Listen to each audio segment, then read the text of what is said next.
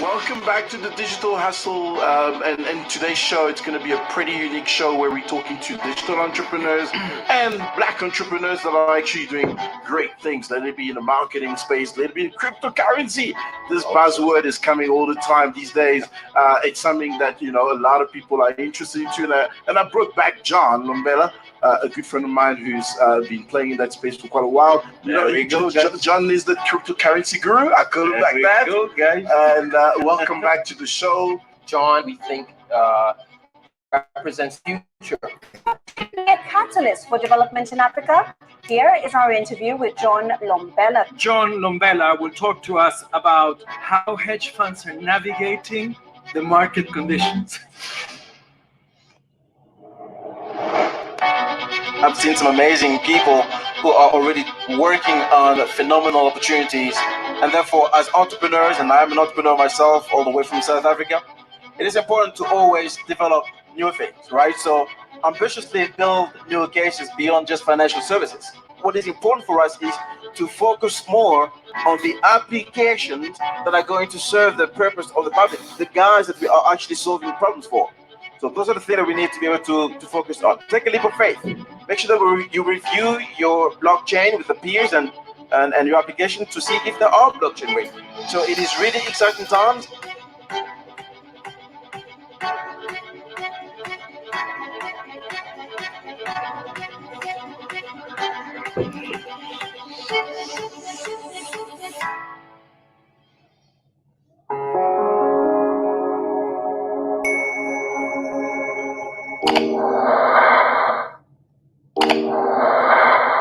Welcome back to the Digital Hustle, and today's show, it's going to be a pretty unique show where we're talking to digital entrepreneurs and black entrepreneurs that are actually doing great things. Let it be in the marketing space, let it be in cryptocurrency. This buzzword is coming all the time these days. It's something that, a lot of people are interested into, and I brought back John Lombella, a good friend of mine who's been playing in that space for quite a while. John is the cryptocurrency guru. I call him like that. Go, guys. And welcome back to the show. John, we think represents the future. So, can blockchain be a catalyst for development in Africa? Here is our interview with John Lombella. John Lombella will talk to us about how hedge funds are navigating the market conditions. I've seen some amazing people who are already working on phenomenal opportunities, and therefore as entrepreneurs, and I'm an entrepreneur myself all the way from South Africa, it is important to always develop new things, right? So ambitiously build new cases beyond just financial services. What is important for us is to focus more on the applications that are going to serve the purpose of the public, the guys that we are actually solving problems for. So those are the things that we need to be able to focus on. Take a leap of faith. Make sure that you review your blockchain with the peers and your application to see if there are blockchain ready. So it is really exciting times.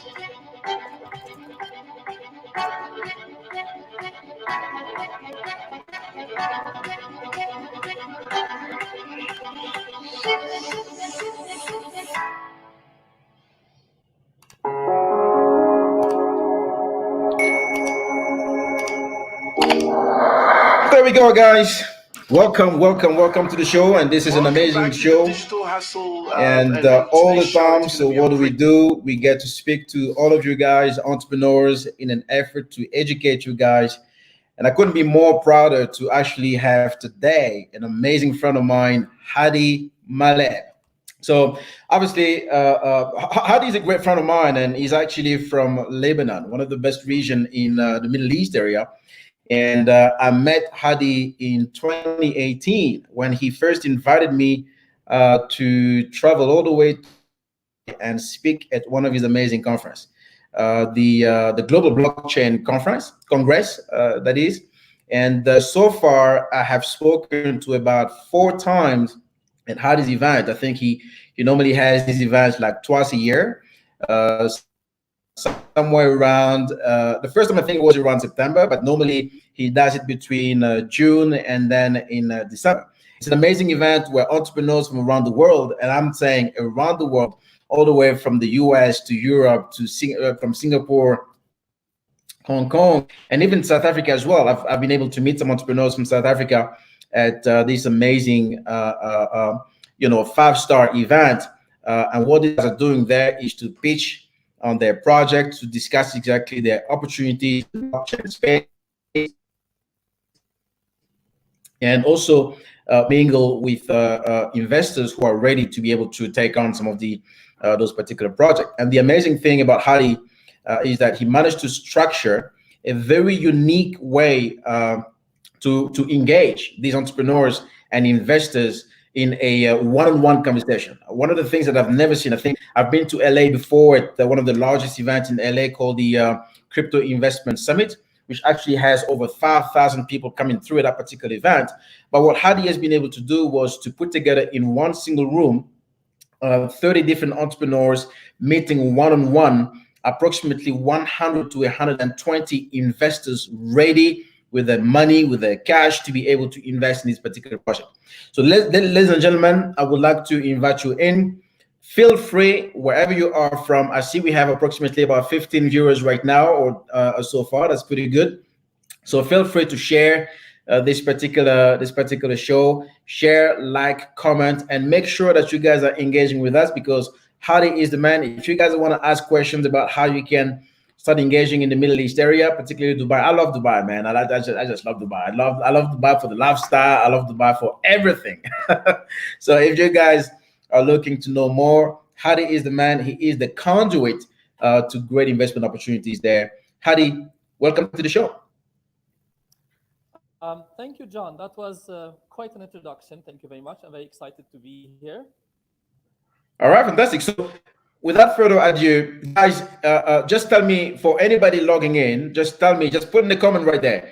Tell me where you're logging in from. This is very good for our analytics, right? We want to be able to understand exactly where you guys are coming from.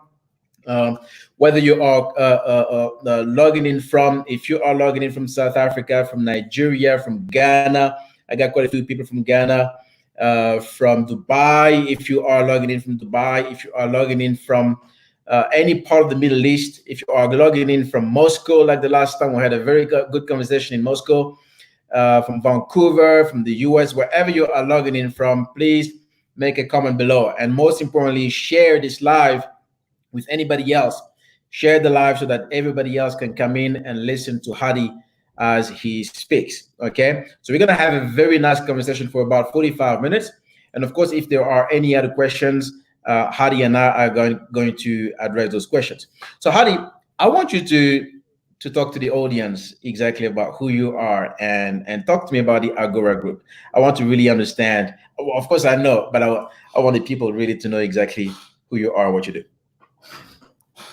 Okay, sure. So you mentioned at the introduction that I am originally from Lebanon, which is very true. I spent most of my adult life, however, in Canada. So I'm a dual citizen between Canada and Lebanon.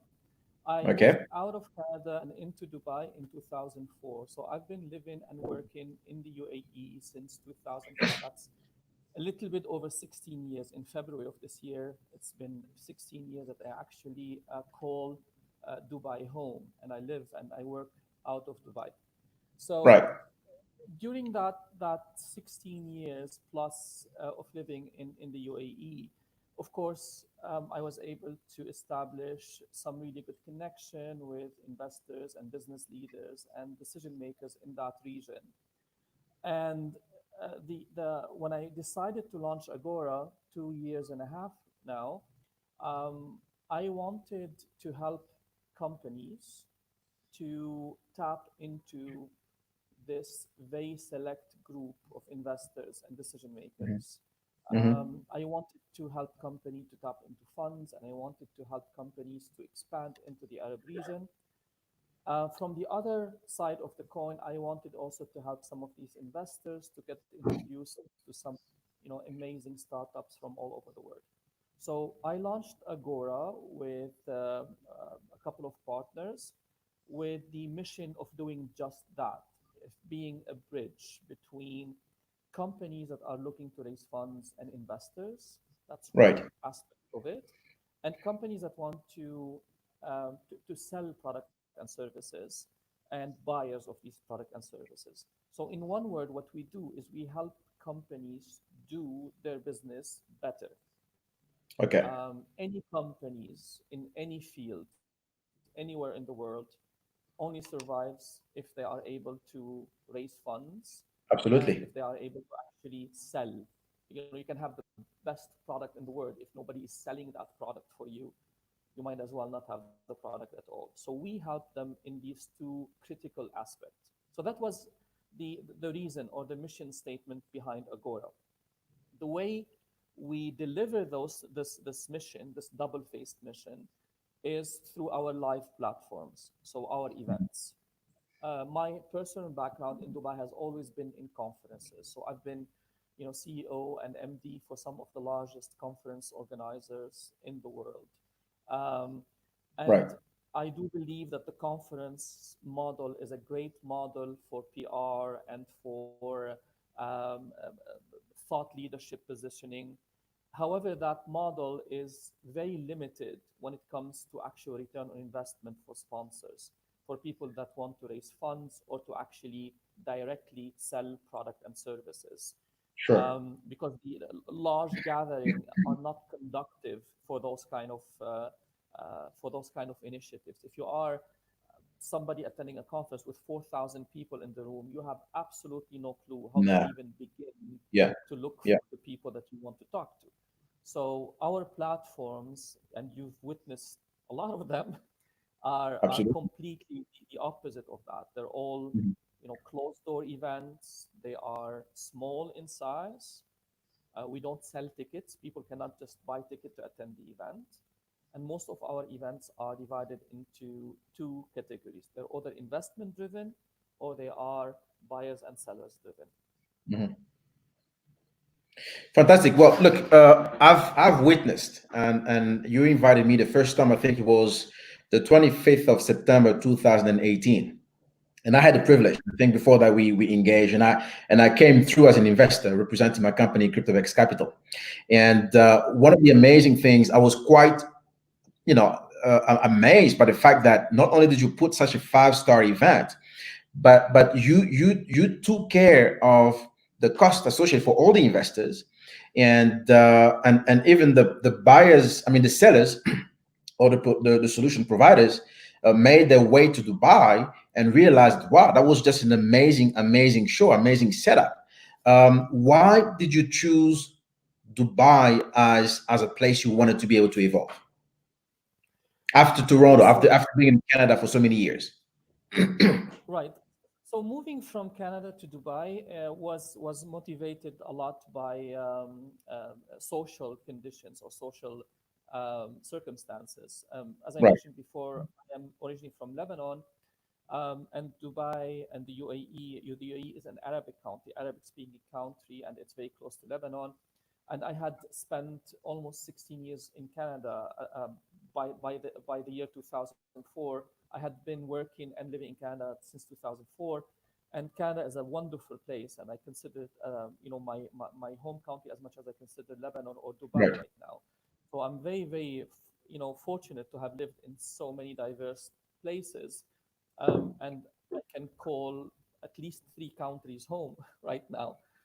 Okay. But moving out from Canada to Dubai was driven by social circumstances. We wanted to be in a Arabic environment where our kids can learn the language and the culture Okay. and the history of their heritage. And at the same time, we wanted to be in a place where anything can happen. And that place is Dubai. Dubai is the focal point and the center point of Arab entrepreneurship and the place where uh, dreams can come true. So I really wanted to be at the center of that. So we Right. took the decision, we moved out of Canada. And if I think back about it, it was quite crazy because there was no job lined up. There's nothing, there's no connections there to leverage. There's just and when I left Canada, I was still young, and I was a VP of a large organization managing over Right. 4,000 people. So to leave everything like that and then move to Dubai was quite a risk. And to be honest with you, my wife did exactly the same thing. She had a great career in the banking sector there. and she also dropped everything, and we all moved to Dubai. I Right. haven't regretted it at all since then. Wow. Now, your event is known in that particular region for putting together service providers, entrepreneurs, startup companies, but also some of the large funds, investors, high net worth individual. I've met some of them. I've met some sheikh in Dubai. I remember in 2014, I told myself that I wanted to always be able to do business in the Middle East. And for me, Dubai was the region that I identified.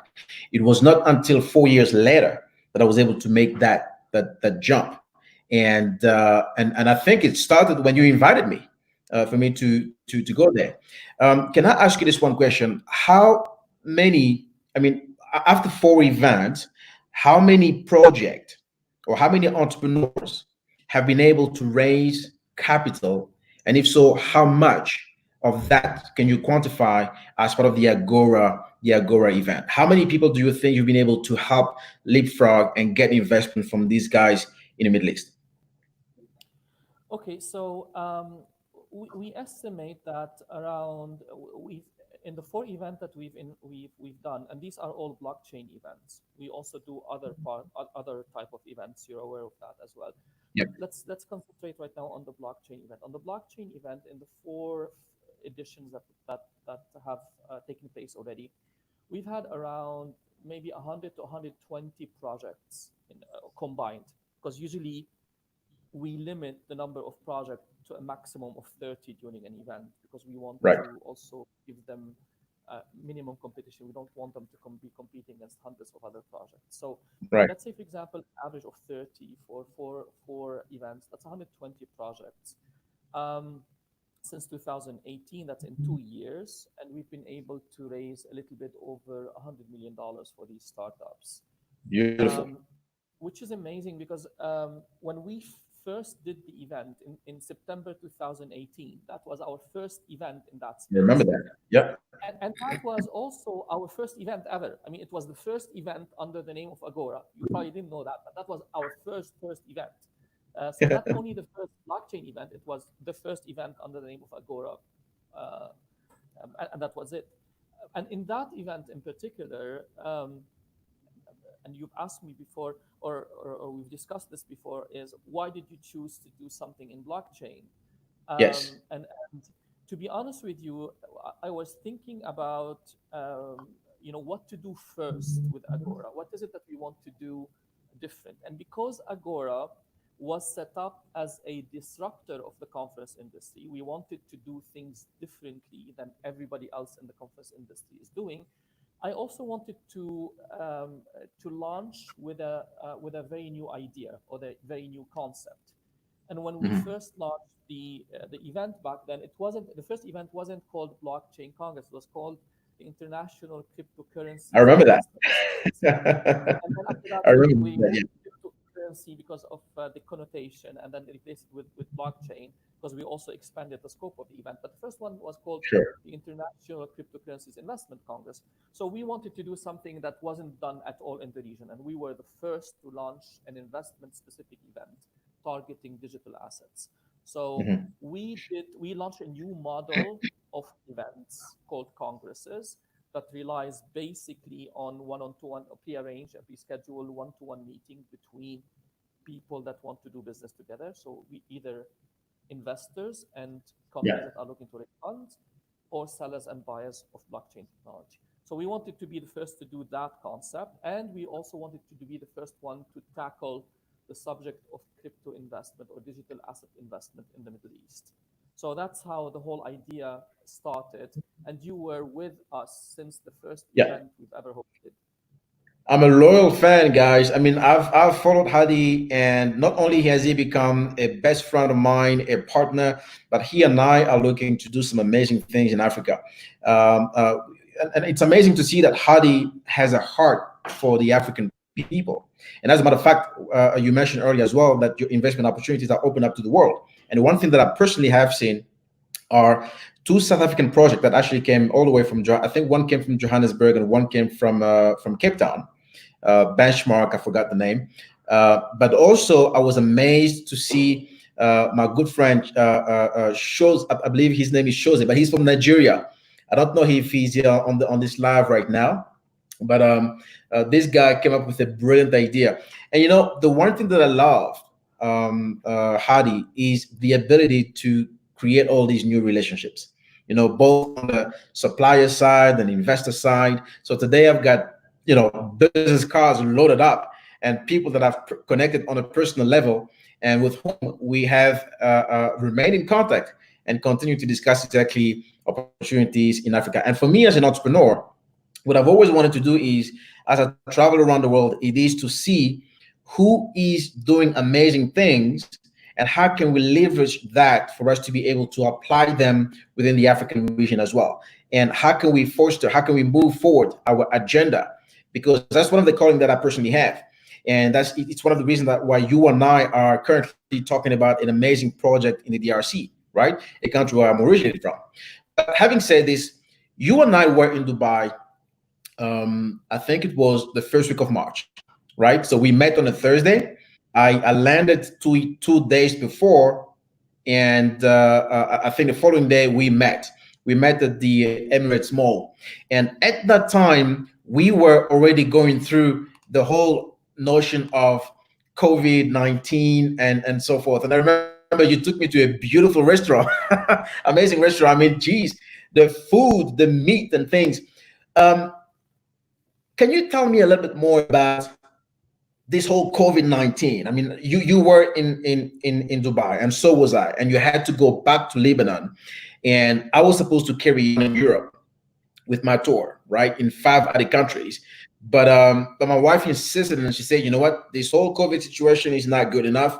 Why don't you come back home? So I took her advice and I made my way back home. And if I didn't, I think up until now I would have been stuck somewhere there in Europe and probably in Amsterdam or in Paris. But can you tell me a little bit more about how this whole COVID-19 situation has affected you personally, has affected the business, Agora, your business model, and has affected people in Lebanon and maybe as well the Arab region? Can you tell me exactly how you guys have been able to overcome that or go through that during these lockdowns and whatnot? Sure. As I mentioned to you, Agora is registered and based in the UAE, in the United Arab Emirates. All of our events are conducted in Dubai so far, all of our events. However, we do have a large office in Lebanon, where I am from. When I first launched Agora, I also wanted a social mission to the company. So it wasn't only about making something that is commercially successful. I wanted to be able to give back to the community. I wanted to be able to try to help in some Beautiful. way. So Yeah. when we decided to open up the office, we decided to open up the office in Dubai and then have a supporting office or a second office based out of Lebanon. And when we took the decision to do that, we didn't want to open the office in Beirut, in the capital, because everybody is in the capital already. So I wanted actually to give back to the rural region where I come from, and give the Okay. opportunity to young, educated, ambitious graduates to have the possibility to work in their own communities without having to move to Beirut. You know that urbanization and the move to urban cities is quite a large problem all over the world, not only in Lebanon or Africa. It's a huge problem. Everybody who graduates from a small town anywhere in the world, in order to be able to get a proper career and to advance in his career or her career, they have to move to the capital or to larger Yeah. city. So we're trying to do our small part in solving this problem by opening up the office right in the mountains in Lebanon, about half an hour drive away from Beirut. And our team right Right. now, which is around 20 people, are all from this region. They all work here. We offer very competitive salary, even better than the ones that would have gotten in Beirut. Allow them to work with international scope. They travel a lot to all the events that we do. So we try to offer them a really good opportunity in their own community. without Right. having to commute to Beirut, and we don't having to move out of the country. So this ties into the COVID question. That's why I mentioned it. So Sure. when I met you in March, we had an event scheduled for the 23rd of March, and it was the second annual cybersecurity Gulf Congress on cybersecurity. And the event was taking place on the Yeah. 23rd. And COVID-19 was still, at the beginning here in the region, and people didn't know how to handle it. So I left from Beirut, Mm. from our office in Beirut, to our office in Dubai earlier in the month because I thought that they might introduce a 14-day quarantine Mm. period for new arrival of Dubai. So I wanted to be able to be there to run the event because we were all thinking that the event is still gonna be running on March 23rd. So I Sure. went there a couple of weeks ago to be able to run the event on the ground, and I was expecting my team to join me. Anyways, we met there, and then right after that, things started escalating very quickly. And I also moved back to Lebanon a couple of days after you left. So just to make sure that I'm with the family in case there's a Sure. lockdown. It was a good decision because since then I haven't been able to travel.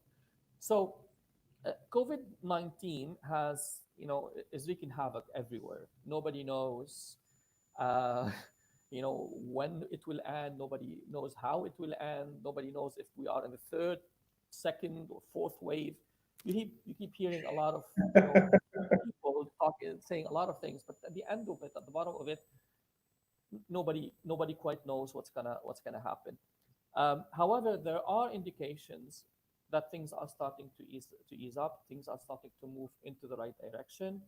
Dubai has eased a lot of restriction that they imposed earlier on. Uh, Beaches are open, restaurants are open right now within Mm. new guidelines, of course, to protect people. Sure. Um, but things are starting to move back into whatever is the new normal going to be. Um, and because we work closely with the Ministry of Health on one of the other events as well, um, we keep um, our ears geared toward what the government is saying about the situation because they probably know better. And we are very confident that by mid to end of July, events will start reappearing in Dubai. We've already rescheduled some of our events to August and September. I know So, you've mentioned to me that you are in very, very good talks with the health minister in Dubai. So obviously, the horse's mouth, first level information about what's happening in Dubai. And so before I move on further, for all the new guys who have just joined us live, we're talking about investment opportunities in the Arab region with Hadi Malaeb, who is the CEO of the Agora Group, a good friend of mine, and he's invited me to speak 4 times at his events. In fact, every year, as long as he organizes these events, I will always be there.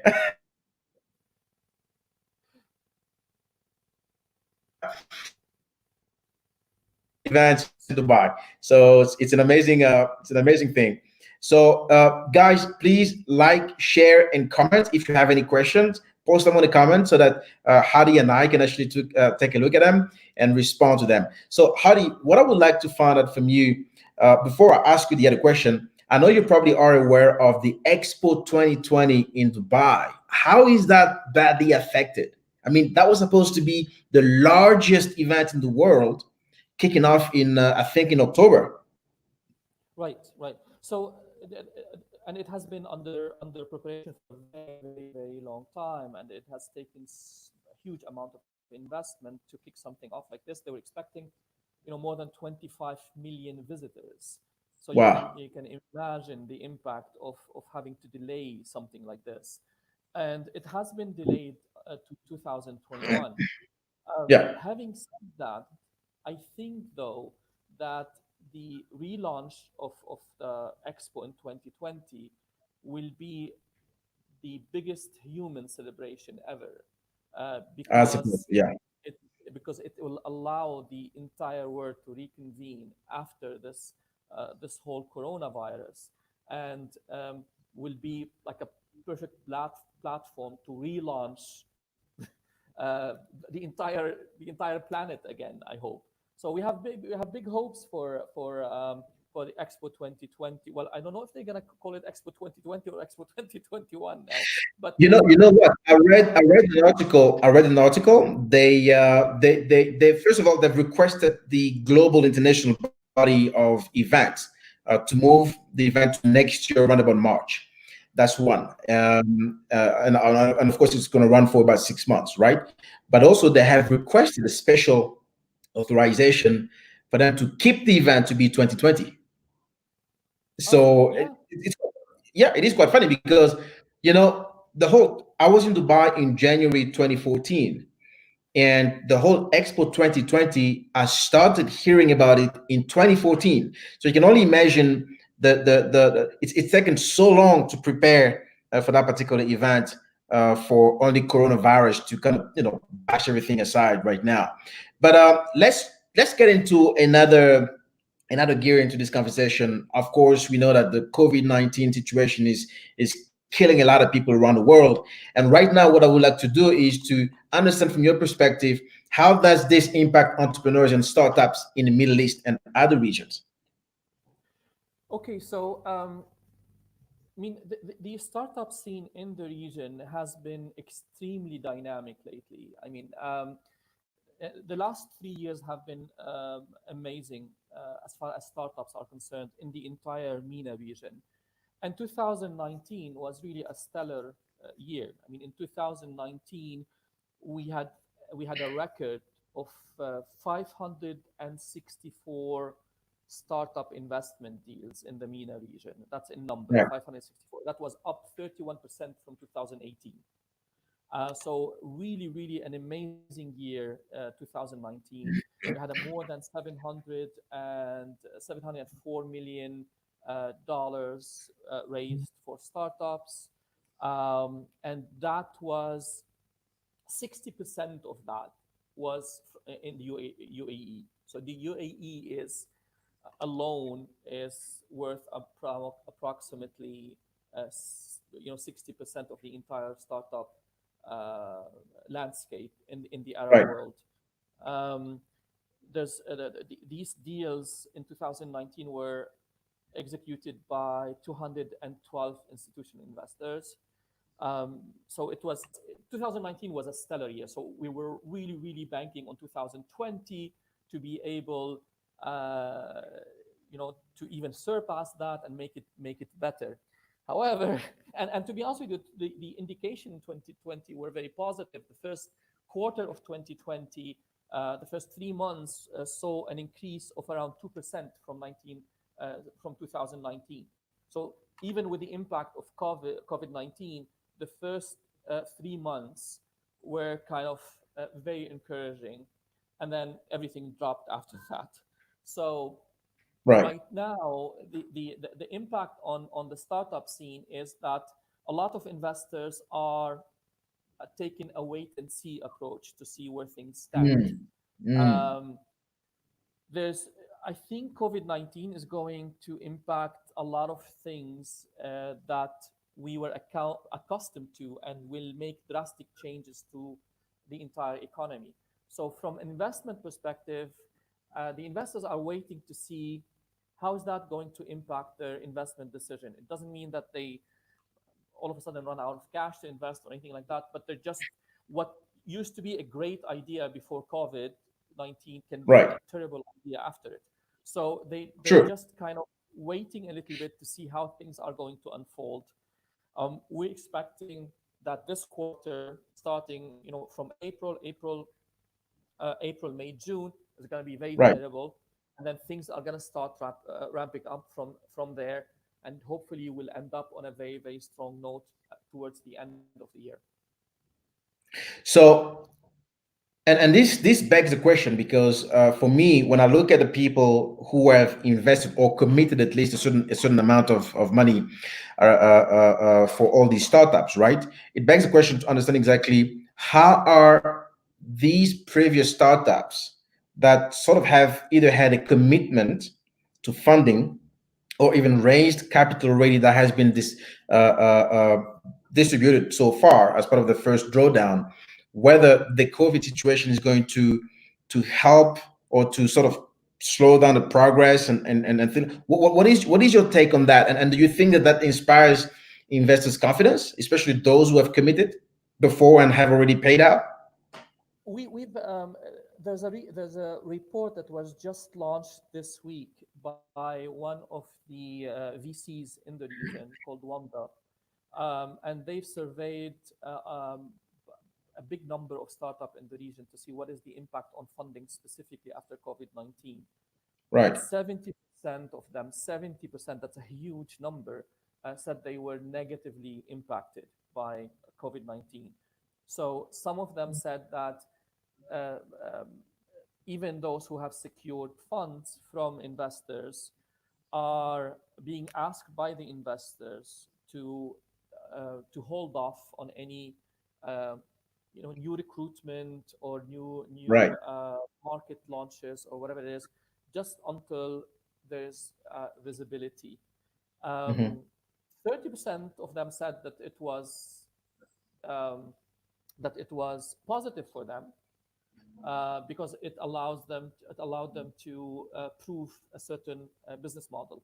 I'm assuming Right. that these 30% had little face-to-face interaction in their business model or in their business plan with people, so it didn't impact them that much. Yeah. However, anybody who tells you that COVID-19 has no impact is obviously out of their mind. It has an impact. It has a very deep impact.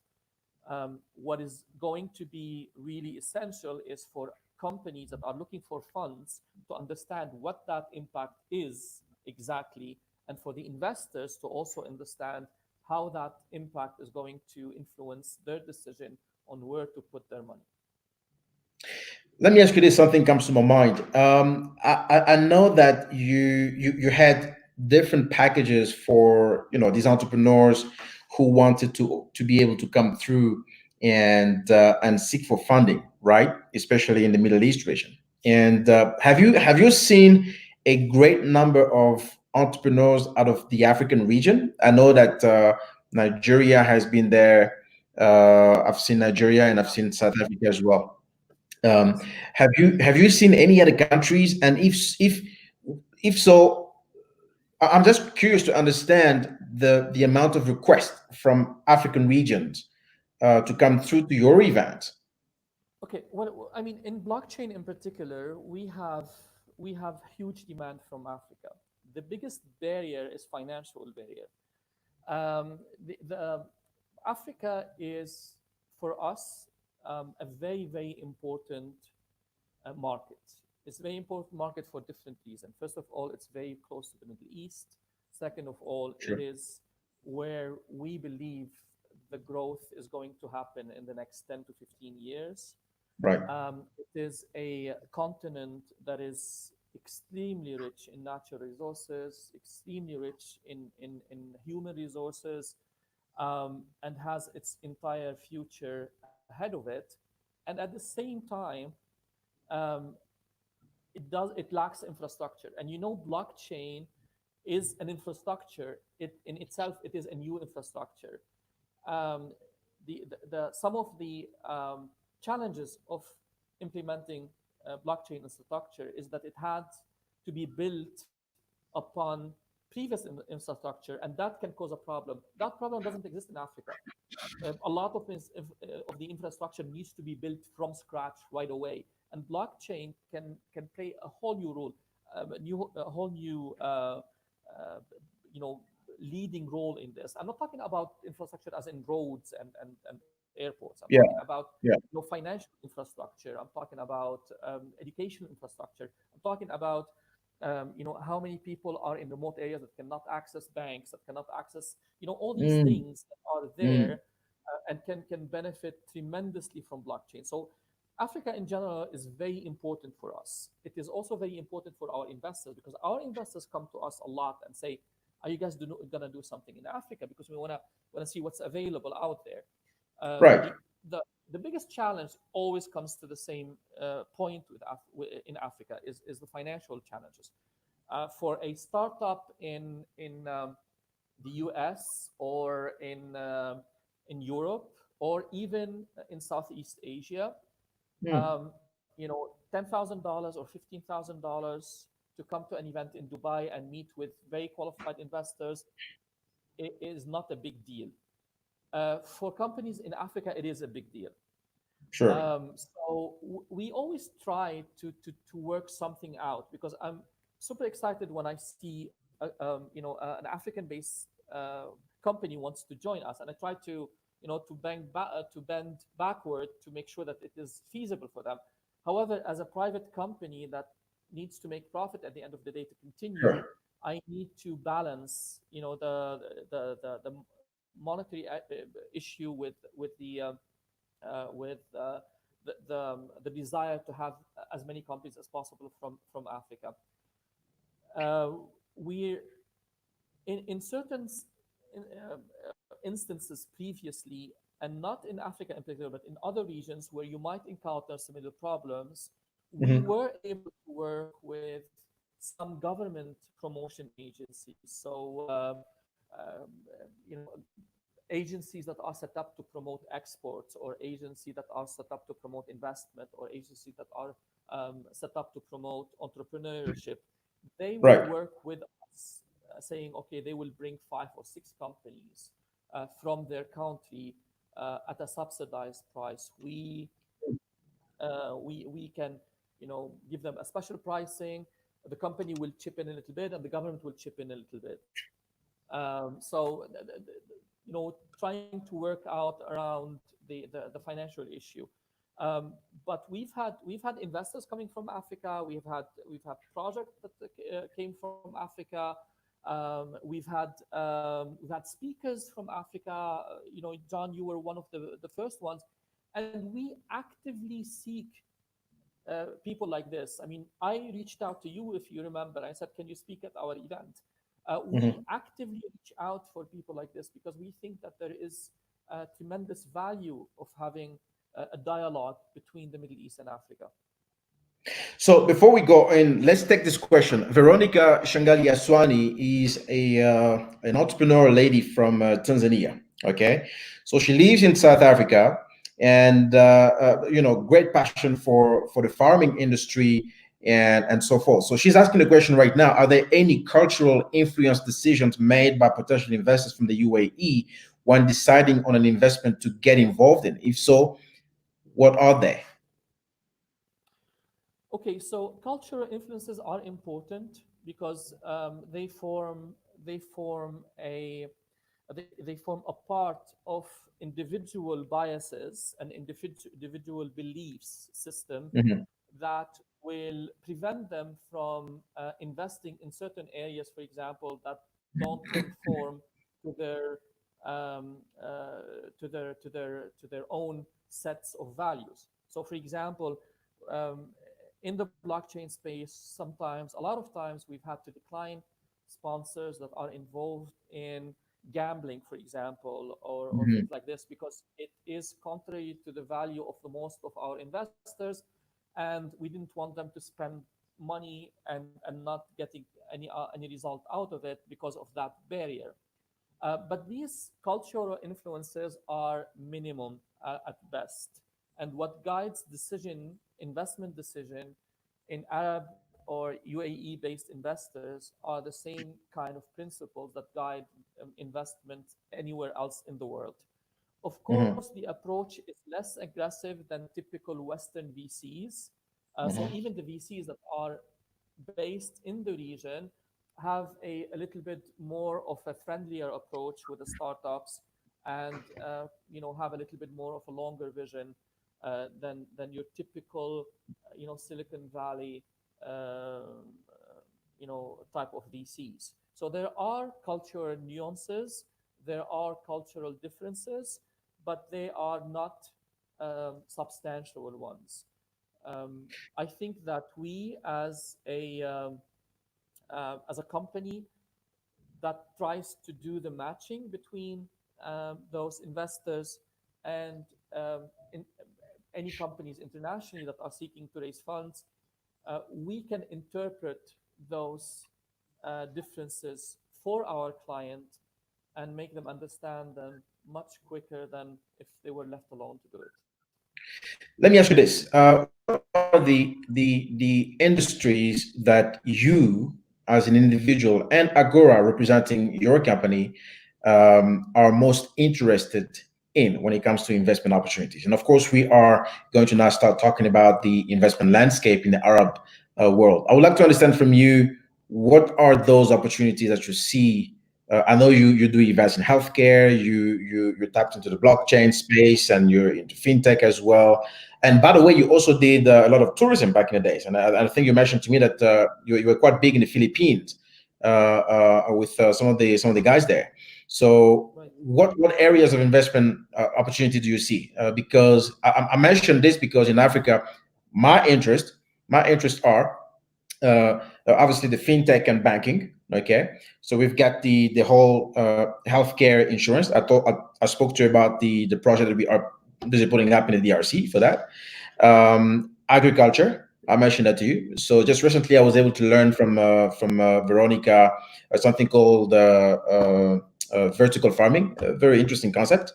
And also the real estate, which is one of my other very interesting topic, and I will have a very nice conversation next week. Can you tell me what are your key your areas of investment? And let's also talk about the Arab world as an investment landscape for all entrepreneurs around the world. Right. So I already touched base on the investment landscape in the Arab world by talking about the amount of investment that was done in 2019 for the startups and so on. I will expand on that a little bit later. For Agora, let me separate the question in two. For Agora, we have certain verticals that we are targeting right now for us to match investors with companies that are raising funds. And again, let me make this clear.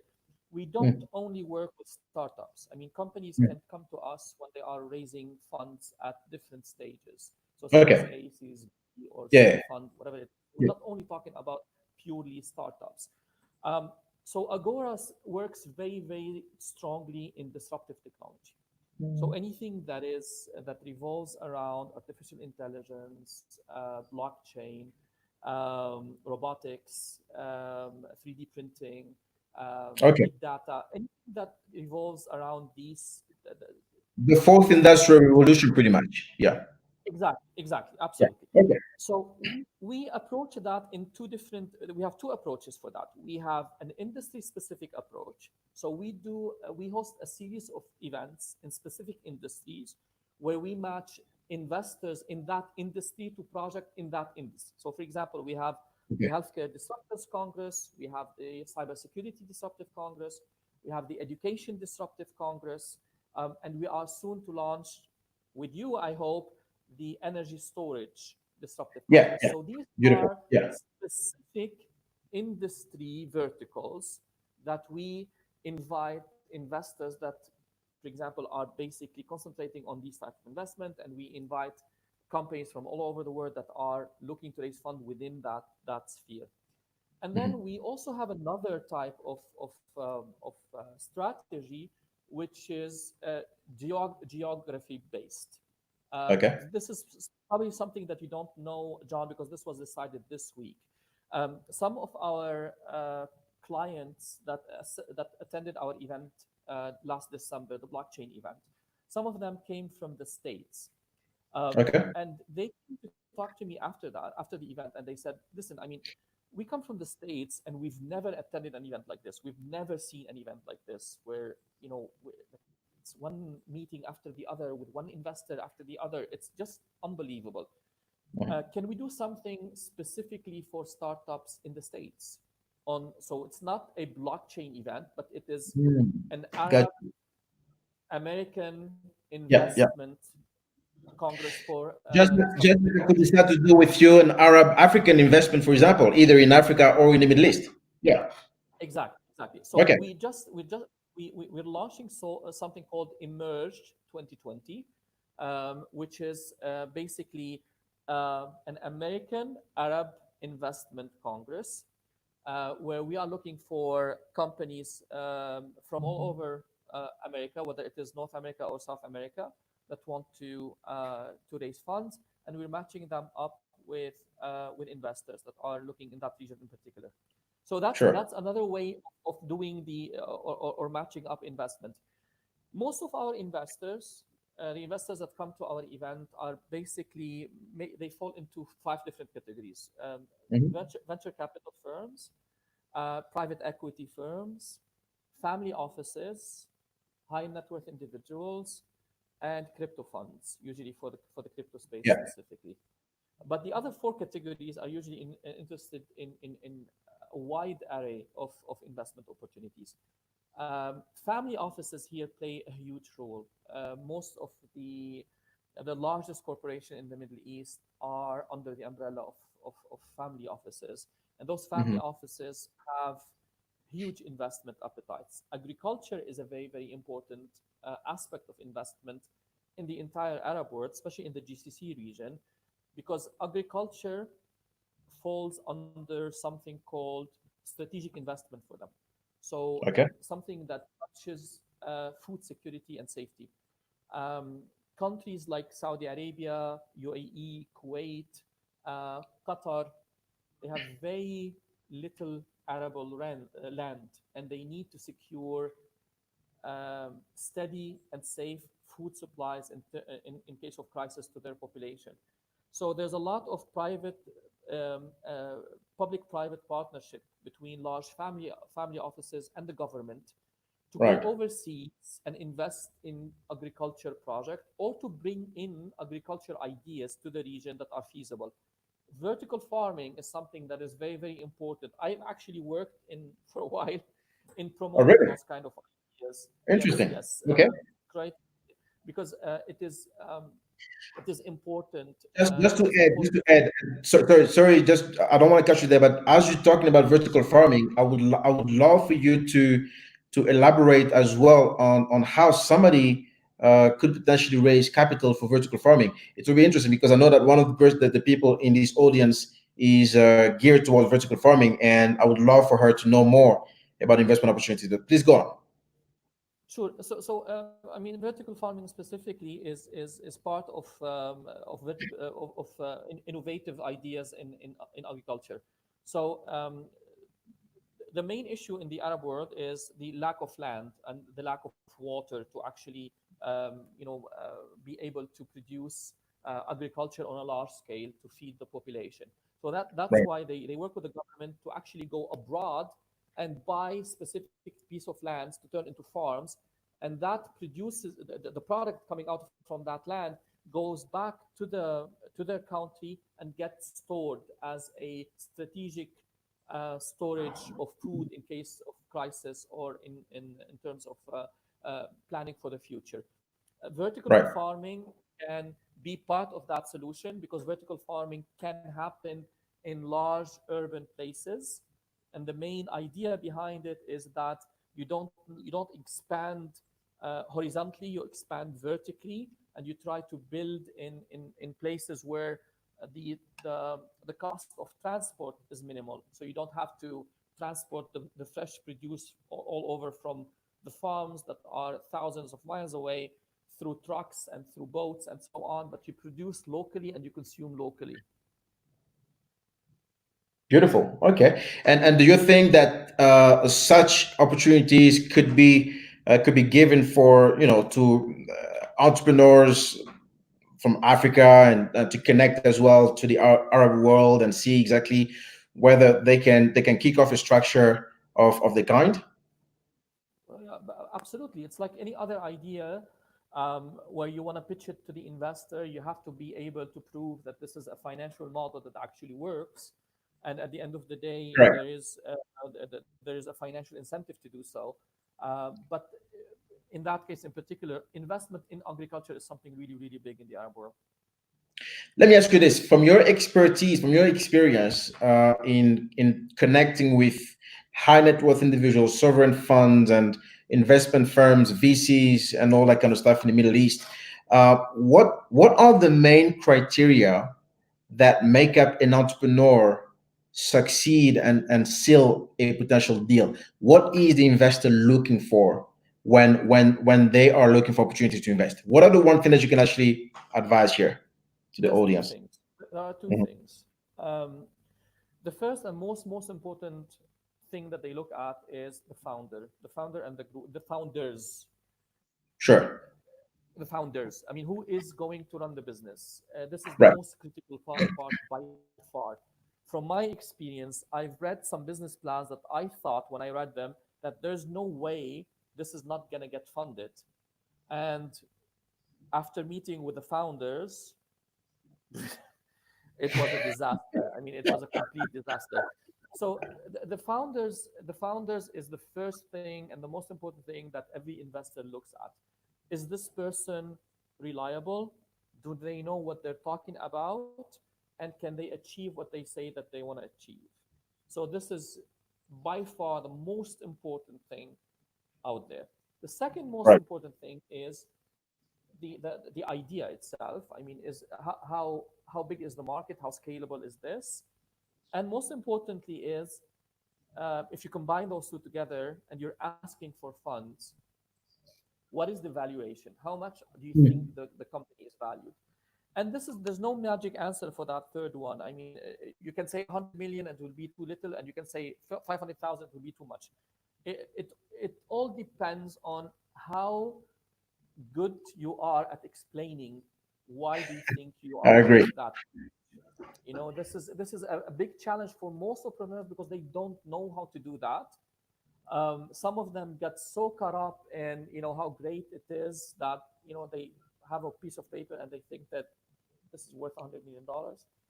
And on the other extreme, you have people that are so worried about raising funds that they end up giving so much equity away that they didn't need to because they under evaluate what they can bring to the table. Would you say an entrepreneur should go out there to start looking to raise fund if truly they don't need those funds? In other words, if I'm spending my own time and money in building my infrastructure and I know I'm very confident about what I'm doing, I need to build value so that an investor or investors can actually start fighting to be wanting to invest with me. So what is the approach? Do I go out there and beg, or do I build value and show that, hey, you know what, if you don't invest with me, I don't care, somebody else will? I think the latter is much more interesting. If you're able to build something and then let the investor come to you, of course, Mhm. then it's much better. However, realistically speaking, I don't think a lot of entrepreneurs are in the position of, let's say, okay, I'm gonna finance this for the next 2 years. Most of them don't have 2 months, you know, True. of money to eat. So some of them need that money, and some of them need that money now. So I think it all depends on your own personal situation. But one of the biggest problem I find with entrepreneur is that um, is asking for money that they don't need. To be honest with you, Mm. is trying to start spending so much money on things that should have been done organically. I mean, if you Right. do have a good product and if you have an issue or a problem that you're actually solving, then in theory you shouldn't be needing that much money unless you are working on something that is technologically so advanced that you need priority, intellectual property and years of research to come up with a product. But most entrepreneurs are not in that category. Most entrepreneurs are finding something that is niche and a problem that they can solve, something that they are familiar with, Right. and can do it at a normal or conservative budget. Interesting. Okay. Well, thanks for that advice, and I hope it serves a lot of people here in who are following here, and I hope that Veronica, who is following, has been satisfied with her question. Before we leave, I want to ask you one last question. Okay. So this is obviously around business continuity during moments of crisis. Okay, every business has been affected. Some people have laid off employees. Some people have had to cut down on salaries just because they wanted to keep the employees. Some people have had to re-strategize or pivot. Can you tell me a little bit more about your business? How did you come up to being able to sustain? And I believe that you guys are now out of the lockdown, and you can actually go ahead and work at the office and so forth. So what are the measures you were able to put in place?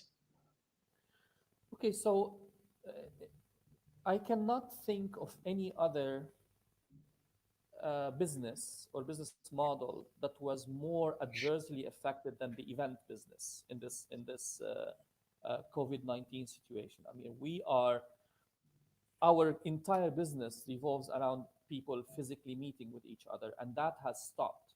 I mean, Agora, for example, as a business, was had 4 events planned in the first half of the year.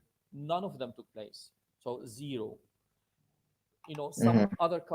other companies or some other uh, businesses or verticals have seen 30%, 40%, maybe 50%, 60% drop. We saw 100% drop. I mean, there's nothing.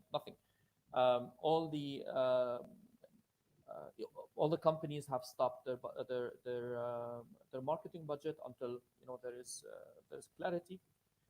We have started now to start seeing a pickup. That's why as I mentioned earlier, we decided to fix the dates of the ones that we postponed for August and Mhm. September. Companies are starting to have conversation with us, but we have been disrupted like there's like no other industry, and we had to act quickly if we are there and if we wanted to be still there after this COVID-19 is over with. So we came back and we went back to our core mission. What is it that Agora does? Why do we exist? We don't exist to organize events. We're not an event management company. Our mission is to connect people together so they can do business. Our platform is live events because we believe this is the best platform to do that, and the best tool that we have to actually achieve that mission. But in the absence of that physical interaction, we said, okay, we want to help companies reach out to the exact same audience that they reach out during our event, which are investors and buyers of their product and services. And we want Mhm. to connect them over the phone. So exactly the same way that we do in the live event, we wanted to do it virtually because of the coronavirus. We put our heads together. We decided to launch something new called Market Expansion Support. And this basically, what we do is we work very closely with our clients to know who they want to speak to, because the the worst thing that a company can do is say, okay, we are in crisis mode right now. We're not going to talk to either our existing clients or other potential clients. They stop their activity, they stop building a pipeline of potential sales. And when Mhm. this is over, they're going to start playing catch up. Everybody else has moved on and they're still in the same place, which means that they've actually lost a lot of ground to their competitors. So we are there to help those clients build a sales pipeline, talk to investors, talk to potential partners in a very affordable way that allows them to keep competitive, basically. And Right. that model has shown a lot of potential. You've shown a little bit our brochure about that. And you can see some of the clients that opted to do this service with us. So I anticipate that this is a service that's going to stay with us even after the corona virus is gone. Okay. And that's just as an example of how agile companies can take advantage Absolutely. of crisis when everybody else is basically panicking, and launch something that is valuable and is needed and can still bring you business. Beautiful. Now, do you see the need for maintaining an office presence, especially in the kind of business model that you are in? Um, because if, for example, companies are not going to spend money on advertising, they're not going to spend money on a lot of things actually. Um, and also during the lockdown period, you may have had a team, especially your sales force, that kind of were going on and connecting with the people online, by the way, I mean, using LinkedIn and whatever. Do you think there's a need for us to be able to continue maintaining an office presence? What is your view on that, and what are you taking as an initiative? For me, it is absolutely a necessity. I'll tell you why. Okay. Some of our function can be done remotely. We have a production team, what we call producers. These are people that are supposed to come up with ideas for events, research them, talk to potential speakers, do market research basically to come up with Right. ideas for events. This can be done remotely. It's not a problem. We have our marketing team, and we have our uh, web designers, and so on. These can all perfectly work remotely. What you cannot do remotely, or can be very, very difficult to do remotely, is manage the sales team. Okay. Sales as a function is contagious. You need that Okay. environment support around you. You need that busyness, that Mm. excitement on the sales floor, people closing deals, people talking to each other. When I started in sales, and I've been in sales almost all my life, it doesn't matter what my title is. I see myself always in sales. Sure. We used to pitch on the phone, and from in Canada and in Dubai, and I used to be in a room so loud because everybody is pitching, that I used to go under the my desk and pitch from under my desk. Um, so you need that environment for sales, I and agree. sales is a very important function of what we do, because we do everything over the phone. We Out of our sales office from Lebanon, we reach out to CEOs all over the world in all industries, Right. and it is an amazing thing to see young um, guys and girls that are fresh out of university speaking to CEOs of hundreds of millions of dollars companies, trying to convince them to buy something from them. And I love that atmosphere. I really enjoyed it a lot, and I don't. It cannot be I repeated. know the feeling. Well, Hadi, thank you very much. I think we've reached the end of our session. It is always a pleasure. I think what I'm going to do with you is definitely to have a comeback, especially maybe after the August event, because I know that you're going back into you've pushed the events to August. I want to see exactly how things are happening there, and you and I can have another conversation. I'm pretty sure if the borders are reopened, I will certainly be in Dubai for those events. When is the event, the blockchain one? Is it in August or is it in October?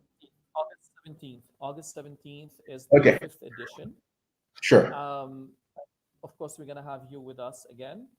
Um, And hopefully, if we start working on it from now, we will have more companies from Africa this time around as well. That's my hope. That's my hope, and one of my vision, my dream is to encourage. That's the reason why I'm doing this. The Redefine Your Hustle show, which is divided in two parts. On the Monday, we speak exclusively about the journey of an entrepreneur. It doesn't have to be necessarily very niche targeted like what we're doing now, but on Friday it's everything about investment. I talk about alternative investment, I talk about fintech, and I talk about blockchain technology as well, and I talk about funds. So that's the Friday show, whereby I have people with a industry expertise like yourself and coming in and helping people to understand. And my goal is to bring every week one individual, and that person I have or should have met in my journey of the last 15 years as an entrepreneur. The idea is to inspire so many people, so many youngsters out there, and I want to show the African people that you know what, it is possible. It is possible for you to dream. It is possible for you to realize that you can be in Dubai and maybe speaking at my good friend's event if you have what it takes for you to be able to speak. If you are passionate about it, you can definitely make it happen. And my journey is just as like that. You know, I ventured. I took some courage, and I was able to go there around the world today. And I've spoken to over 10 countries, and really, I couldn't be so proud and happy that you've done that. One thing I want you to do, Hadi, a message in closing. What can you tell this entire audience right now? What can you encourage them, particularly the African people? I'm from the DRC, but I live in South Africa. Let's talk to the world. Let's encourage them. What can you tell them? Well, I just want to tell everybody that I know that it sounds scary out there these days. People don't know what's going on. Mhm. Everywhere you look, it's doom and gloom.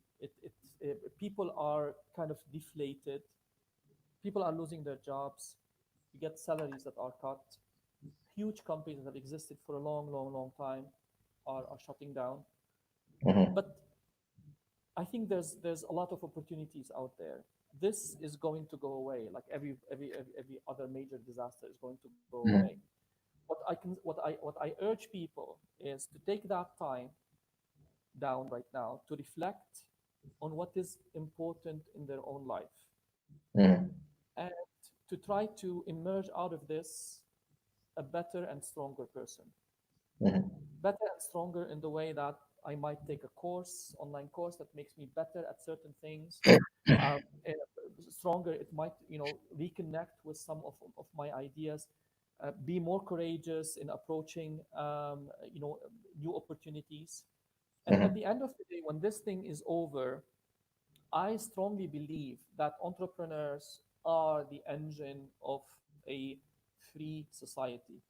Absolutely. Um, One entrepreneur is better for the economy than 10 good paying jobs because the entrepreneur Absolutely. hires other people, they spend locally, they encourage people to do their best.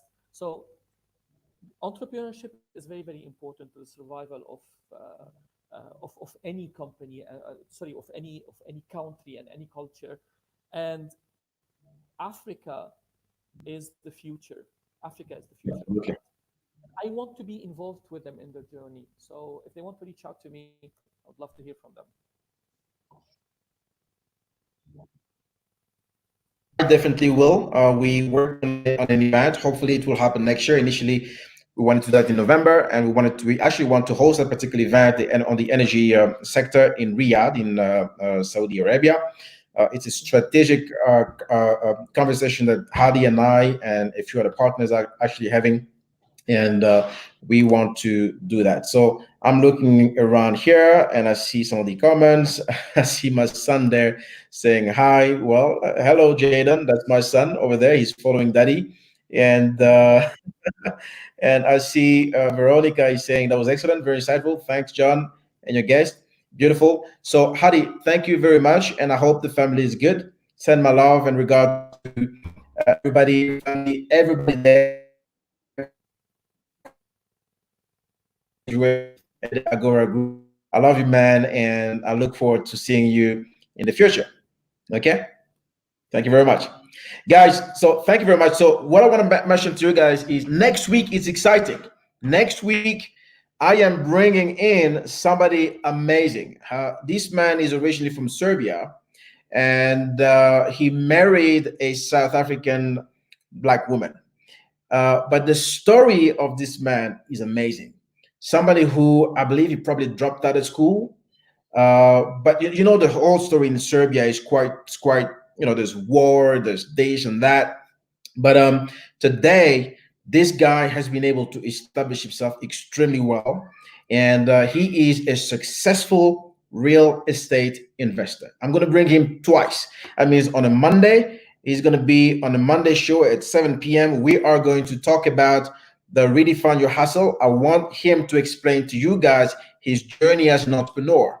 I want him to speak from the heart exactly the journey he went through when he was in Serbia, a country that has been troubled by war and so many things, and how he found himself in South Africa, how he got to meet his partner, and they have two beautiful kids. And on the Friday show next week, we will talk about his Wealth Alliance company. whereby they've been able to, his wife and himself, build a really sustainable company in a real estate investment. So he and I are partners. We invest. We actually are putting together some very, very good strategies. So if you want to know, let me tell you this, if you want to know the 12 different ways, in fact, it's 13 because I'm adding the 13th way. If you want to know the 12 different ways of investing in real estate without you ever spending a dime out of your pocket, you want to tune in on Monday, 7 p.m. and on Friday next week, 7 p.m. So Monday, we're going to talk about the individual, the entrepreneur. And on Friday, we will talk about my good friend, Millian, on Friday, and talking about real estate investing. I love you guys. Share this, share everything with your peers, invite them to come into the show. We're only starting. This is our 4th episode, and the idea is to reach out to the 4 corners of the world and encourage entrepreneurs out there to be able to continue engaging with us. Why? Over the next 5 years, my plan is to see how I can actually train and invest in 100 entrepreneurs. More on that will come soon, but we are building and laying down the foundation. We will also be able to launch our online academy so that we can actually give you free masterclasses and everybody will know exactly where to go. So I invite you to stay tuned, and thank you very much. I love you guys. Okay, keep well and bye-bye until Monday.